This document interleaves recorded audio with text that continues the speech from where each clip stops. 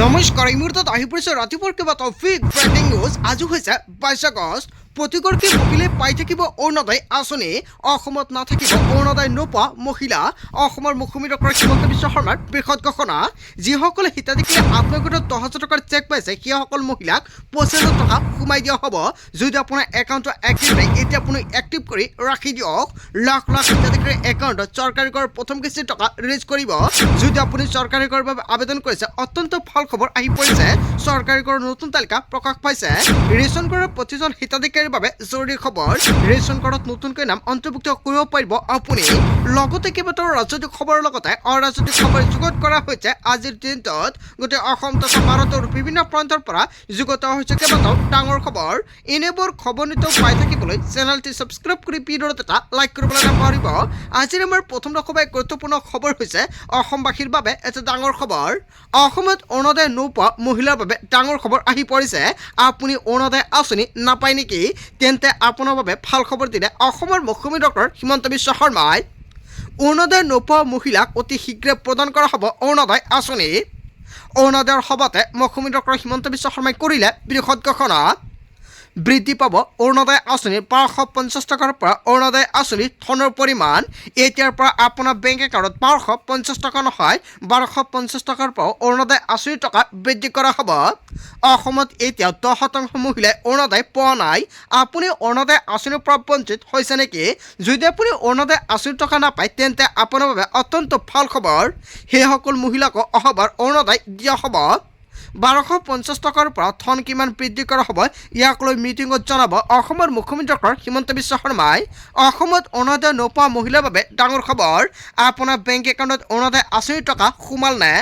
ৰাজ্যৰ মুখ্যমন্ত্ৰী ডক্টৰ হিমন্ত বিশ্ব শৰ্মাই 1 আগষ্টত অৰুণোদয় আঁচনিৰ টকা সোমাই দিছিল। যদি আপোনাৰ বেংক একাউণ্টত অৰুণোদয় আঁচনিৰ টকা পোৱা নাই, তেনে ক্ষেত্ৰত আপুনি 31 আগষ্টৰ পূৰ্বে অৰুণোদয় আঁচনিৰ একাউণ্টৰ সৈতে আধাৰ কাৰ্ড লিংক কৰিব লাগিব। যিসকল হিতাধিকাৰী ডিবিটি লিংক কৰে, এই দুটা কাম আপুনি কৰাই ৰাখক। নিশ্চয় ছেপ্টেম্বৰ মাহতে যেতিয়া অৰুণোদয় আঁচনিৰ টকা ৰিলিজ কৰিব, আপোনাৰ বেংক একাউণ্টত দুটা কিস্তি একেলগতে লাভ কৰিব। আৰু যিসকলে হিতাধিকাৰীৰ টকা পাইছিলে, সেইসকলে হিতাধিকাৰীৰ একাউণ্টত অকল 1250 টকা লাভ কৰিব। অৰুণোদয় আঁচনিৰ টকা 1250ৰ পৰা 3,000 টকাৰে বৃদ্ধি কৰা হ'ব। এতিয়ালৈকে চিন্তা চৰ্চা কৰা নাই, কিন্তু যেতিয়া বাজেটত ঘোষণা কৰিব নিশ্চয় সম্পূৰ্ণকৈ জনাই দিম। তাৰ পিছত অসমবাসী ৰাইজক জনাইছোঁ আমাৰ পৰৱৰ্তী অসমৰ গুৰুত্বপূৰ্ণ খবৰ। লগতে এটা ডাঙৰ খবৰ, চৰকাৰী কৰ নোপোৱা লাখ লাখ লোকৰ বাবে পুনৰ ডাঙৰ খবৰ আহি পৰিছে। মাত্ৰ 5টা কাম কৰিলে আপুনি পাব চৰকাৰী পকী কৰ। কি কি এই 5টা বিশেষ কাম কৰিব লাগিব? প্ৰথম কাম, হিতাধিকাৰী পকীকৰ থাকিব নালাগিব। যদি আপোনাৰ পকীকৰ নাই, তেন্তে আপোনাৰ বাবে সোণালী সুযোগ। আপুনি পাব চৰকাৰী কৰ। আপুনি চৰকাৰী কৰৰ বাবে আবেদন বা জিৰ' টেকিং কৰিছে নেকি? তেন্তে আপোনাৰ বাবে ভাল খবৰ। আপুনি এই 5টা নিয়ম ফ'ল' কৰক। এই 5টা নিয়মত আপোনাৰ বেংক একাউণ্টত চৰকাৰী কৰৰ প্ৰথম কিছু টকা ৰিলিজ কৰা হ'ব। 5টা নতুন নিয়ম কি কি ঘোষণা কৰিছে? প্ৰথম কাম, হিতাধিকাৰী পকীকৰ থাকিব নালাগিব। যদি আপুনি চৰকাৰী কৰৰ বাবে জিৰ' টেকিং কৰিছে বা আবেদন কৰিছে, আপোনাৰ ঘৰত চৰকাৰী কৰ থাকিব নালাগে।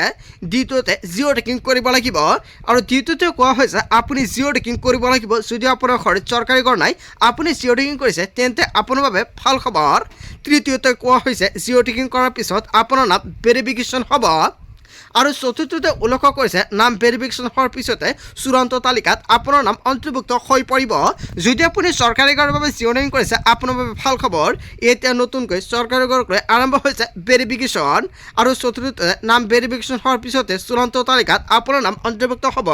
ভেৰিফিকেশ্যন সম্পূৰ্ণ হৈ পৰিছে আৰু তালিকাত নাম অন্তৰ্ভুক্ত হৈ পৰিছে। আৰু পঞ্চমতে আপোনাৰ একাউণ্টত জমা হ'ব গৃহ নিৰ্মাণৰ ধনৰাশি। এতিয়া তালিকাটো প্ৰকাশ পাব আৰু আপোনাৰ একাউণ্টত পুনঃপুনি সোমাই যাব চৰকাৰী কৰৰ প্ৰথম কিস্তিৰ ধনৰাশি। নতুনকৈ 3,80,000 লোকে লাভ কৰিব চৰকাৰী পকী কৰ। জিৰ' টেকিং কৰাৰ বাবে আপুনি চিন্তা কৰিব নালাগে। জিৰ' টেকিং হোৱাৰ পিছতে আপুনি লাভ কৰিব চৰকাৰী কৰ। মুখ্যমন্ত্ৰী ডক্টৰ হিমন্ত বিশ্ব শৰ্মাৰ বৃহৎ ঘোষণা।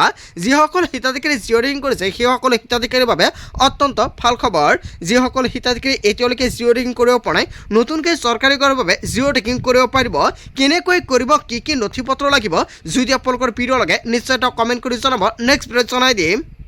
তাৰপিছত অসমবাসী ৰাজক জনাইছে আমাৰ পৰৱৰ্তী খুবেই গুৰুত্বপূৰ্ণ খবৰ লগতে এটা ডাঙৰ খবৰ ৰেচন কাৰ্ডৰ লাখ লাখ হিতাধিকাৰীৰ বাবে কেইবাটাও বৃহৎ সুবিধা মুখ্যমন্ত্ৰী হিমন্ত বিশ্ব শৰ্মাৰ চৰকাৰে দিছে ৰেচন কাৰ্ড অৰুণোদয় আঁচনি চৰকাৰী ঘৰ আয়ুষ্মান আৰু স্বাস্থ্য বীমাৰ বৃহৎ সুবিধা ৰেচন কাৰ্ড থাকিলে লাভ কৰিব অৰুণোদয় আঁচনি ৰেচন কাৰ্ড থাকিলে লাভ কৰিব চৰকাৰী ঘৰ ৰেচন কাৰ্ড থাকিলে লাভ কৰিব আয়ুষ্মান অসমৰ অধীনত বিনামূলীয়াকৈ চিকিৎসা সেৱা ৰেচন কাৰ্ড থাকিলে লাভ কৰিব ৫ লাখ টকাৰ স্বাস্থ্য বীমা ৰেচন কাৰ্ড থাকিলে প্ৰয়োজন হ'ব চৰকাৰী আয়ৰ প্ৰমাণপত্ৰ ৰেচন কাৰ্ড থাকিলে পৰিয়ালে লাভ কৰিব ৩৫ কেজিকৈ চাউল কেৱল এয়াই নহয় অন্তৰ্দয় অন্ন যোজনাৰ অধীনত প্ৰতিটো পৰিয়ালে লাভ কৰিব ৩৫ কেজিকৈ চাউল অগ্ৰাধিকাৰ প্ৰাপ্ত পৰিয়ালৰ প্ৰতিগৰাকী সদস্যই প্ৰতি মাহতে লাভ কৰিব ৫ কিলোকৈ চাউল ৰেচনৰ সামগ্ৰী নাপালে দিব পাৰিব অভিযোগ ইয়াৰ বাবে হেল্পলাইন নম্বৰ মুকলি কৰা হৈছে হেল্পলাইন নম্বৰটো হৈছে 1800345361 আৰু এইটো নম্বৰ ছেভ কৰি ৰাখক আপোনাৰ মোবাইল ফোনত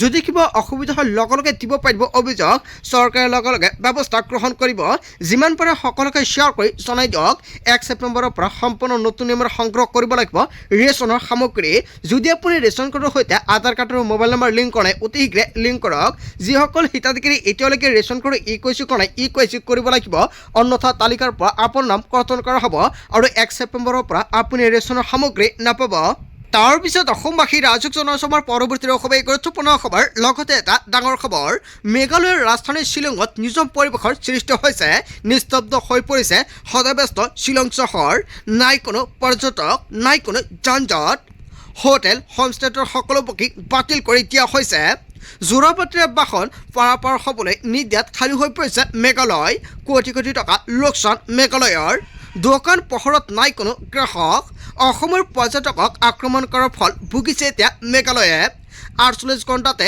নিজম হৈ পৰিছে ৰাজ্যখন জোৰাপাটৰ পথ অৱৰোধে ব্যাপক প্ৰভাৱ পেলাইছে ৰাজধানী চহৰত তীব্ৰ যান-জঁটেৰে ভৰি থকা শ্বিলঙত বিৰাজ কৰিছে নিস্তব্ধতা আৰু বহু হোটেলৰ পূৰ্বে কৰা হৈছিল বুকিং বাতিল পৰ্যটকৰ ফালৰ পৰা আৰু অসমৰ পৰ্যটকক আক্ৰমণ কৰাৰ ফল ভুগিছে এতিয়া মেঘালয়ে ৪৮ ঘণ্টাতে নিজম হৈ পৰিছে ৰাজ্যখন হয় এটা ফিক ব্ৰেকিং নিউজ আহি পৰিছে যিমান পাৰে সকলোকে শ্বেয়াৰ কৰি জনাই দিব আচলতে যিটো মেঘালয় আৰু অসমক লৈ পৰিস্থিতিৰ সৃষ্টি হৈছে জনতাই কি ক'ব যদি জনতাৰ কিবা মন্তব্য কৰিব লগা থাকে আপোনালোকৰ মন্তব্যটো নিশ্চয় কমেণ্ট বক্সত জনাই দিব পাৰে তাৰ পিছত অসমবাসী ৰাজক জনসভাৰ পৰৱৰ্তী খুবেই গুৰুত্বপূৰ্ণ খবৰ লগতে এটা ডাঙৰ খবৰ অসমৰ পৰা মেঘালয়লৈ বন্ধ ইন্ধন সৰবৰাহ অনিৰ্দিষ্ট কাললৈকে মেঘালয়লৈ যোৱা ইন্ধনৰ টেংকাৰ বন্ধ পেট্ৰলিয়াম মজদুৰ ইউনিয়নে ঘোষণা কৰিলে বন্ধ প্ৰতিবাদৰ মাজতে সদৌ অসম মজদুৰ ইউনিয়ন সংঘৰ ঘোষণা মহানগৰীৰ বেডকুৰিচিৰ OICLৰ সন্মুখত তীব্ৰ প্ৰতিবাদ মেঘালয়ত সংঘটিত বিক্ষিপ্ত ঘটনাৰ পিছতে ডাঙৰ সিদ্ধান্ত গ্ৰহণ কৰিছে মেঘালয় চৰকাৰে চালকক সুৰক্ষা নিদিয়ালৈ সিদ্ধান্ত বাহাল ৰাখিব পেট্ৰলিয়াম মজদুৰ ইউনিয়নৰ সভাপতি শ্যামনেওগৰ ক্ষোভ অসমৰ পৰা মেঘালয়লৈ বন্ধ ইন্ধন সৰবৰাহ তাৰ পিছত অসমবাসী ৰাজক জনসভাৰ পৰৱৰ্তী খুবেই গুৰুত্বপূৰ্ণ খবৰ লগতে এটা ডাঙৰ খবৰ বিশ্বনাথ গৌৰৱ গগৈৰ বিৰুদ্ধে ৰাজপথ লৈ জনতা হয় এটা ডাঙৰ খবৰ আহি পৰিছে কাজিৰঙাত এনেকুৱাকৈ ঘটনা সংঘটিত হোৱাৰ পিছতে কেইবাটাও গুৰুত্বপূৰ্ণ সিদ্ধান্ত গ্ৰহণ কৰিছে বিশ্বনাথত কাজিৰঙাৰ ইকো চেঞ্চিটিভ জোনৰ পৰিসীমা বৃদ্ধিৰ দাবী তুলিছিল গৌৰৱ গগৈয়ে আৰু ইকো চেঞ্চিটিভ জোনৰ পৰিসীমা হ্ৰাসৰ বিৰোধিতাৰ পাছতে ৰাজ্যৰ ক্ষোভ আৰু কংগ্ৰেছৰ বাবে উত্তৰ অসমত বহু লোক বিপদত পৰাৰ অভিযোগ উত্থাপিত কৰিছে ব্ৰহ্মপুত্ৰত কাজিৰঙাৰ ষষ্ঠ সংযোজন চামিল কৰিছিল কংগ্ৰেছে আৰু তেতিয়াৰ পৰা ব্ৰহ্মপুত্ৰত মাছ মৰাৰ পৰা বঞ্চিত হৈছে মাছমৰীয়া ইকো চেঞ্চিটিভ জোনক চৰকাৰৰ সিদ্ধান্তক আদৰণি নৈপৰীয়া ৰাইজৰ গৌৰৱ গগৈ মুৰ্দাবাদ কংগ্ৰেছ মুৰ্দাবাদ ধ্বনিৰে উত্তাল প্ৰতিবাদ হিমন্ত বিশ্ব শৰ্মাক ধন্যবাদ জনাই গৌৰৱ গগৈৰ পুতলিকা দাগ কৰিলে অসমৰ মাটি পানীৰ বিষয়ে গৌৰৱ গগৈৰ জ্ঞান নাই বুলি সমালোচনা কৰে বিশ্বনাথত গৌৰৱ গগৈৰ বিৰুদ্ধে ৰাজপথত জনতা তাৰ পিছত অসমবাসী ৰাজক জনসভাৰ পৰৱৰ্তী খুবেই গুৰুত্বপূৰ্ণ খবৰ লগতে এটা ডাঙৰ খবৰ মেঘালয়ৰ মিনিষ্টাৰ SP আৰু DSP অসমলৈ কোনো আহিব নোৱাৰিব জোৰাবাটলৈ অসমলৈ অহা মিনিষ্টাৰ কনভয়ক ব্যক্তিগতৰ সকিয়নি দিলে অসীমাৰ উগ্ৰমূৰ্তি দেখি হাতজোৰ কৰিবলৈ বাধ্য হ'ল মেঘালয় পুলিচ অসমলৈ কাকো আহিবলৈ দিয়া নহ'ব খাচী ছাত্ৰ সন্থাক জনাই দিব জোৰাবাটৰ প্ৰতিবাদকাৰীৰ হৈ বিশেষ অসমৰ সকিয়নি মন্ত্ৰী এস্কট বাহন আগছে অসমীয়াৰ ৰুদ্ৰমূৰ্তি আমি হিংসন নহয়, মাৰপিটো নকৰোঁ, কিন্তু অসমত সোমাব নিদিওঁ বুলি ঘোষণা কৰিলে আমি আইন শৃংখলা মানি প্ৰতিবাদ অব্যাহত ৰাখিম। অসমীয়াৰ ওপৰত ভৱিষ্যতে হাত নলগাওঁ বুলি এনেকুৱাকৈ কৈ দিব লাগে বা নোকোৱাকৈ আমি শান্ত নহওঁ বুলি মন্তব্য কৰিছে মেঘালয়ৰ মিনিষ্টাৰ SP DSP অসমলৈ কোনো আহিব নোৱাৰিব। তাৰ পিছত অসমবাসী ৰাইজক জনোৱা আমাৰ পৰৱৰ্তী খুবেই গুৰুত্বপূৰ্ণ খবৰ। লগতে এটা ডাঙৰ খবৰ, শিৱসাগৰ সমষ্টিৰ বিধায়ক অখিল গগৈৰ বিৰুদ্ধে প্ৰতিবাদত নামিল শিৱসাগৰ আয়ুক্ত কাৰ্যালয়ৰ কৰ্মচাৰী। জিলা আয়ুক্তক অখিল গগৈয়ে কৰা দুৰ্ব্যৱহাৰ কৰাৰ অভিযোগ উত্থাপিত হৈছে। আলোচনাৰ সময়ত আয়ুক্তগৰাকীক দুৰ্ব্যৱহাৰ কৰাৰ অভিযোগ। মূৰত কলা কাপোৰ বান্ধি প্ৰতিবাদ কৰিছে কৰ্মবিৰতি পালন কৰ্মচাৰীয়ে আৰু সভা অনুষ্ঠিত কৰি পৰৱৰ্তী পদক্ষেপ গ্ৰহণৰ সিদ্ধান্ত কৰ্মচাৰীসকলৰ।